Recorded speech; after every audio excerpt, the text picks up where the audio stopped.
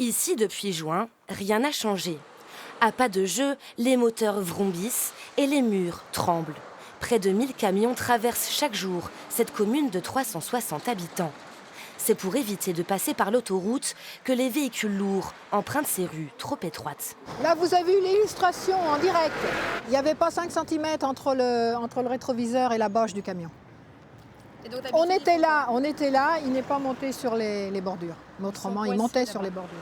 L'arrêté pris en juin par la mairie pour interdire les véhicules de plus de 3,5 tonnes a été suspendu le mois dernier, au motif qu'il représente un préjudice pour la liberté de circulation.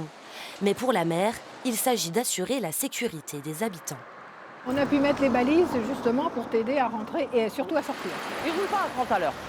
Et puis après, le souci, c'est que quand ils passent trop près, là, c'est le dernier plot qui protège ma maison. Mon toit, il va jusqu'à l'autre bout. Et si vous voyez, toutes les tôles d'évrite, elles ont été cassées. Sans autre solution, la mairie a fait appel. Elle sera reçue le 17 août devant la cour administrative de Bordeaux.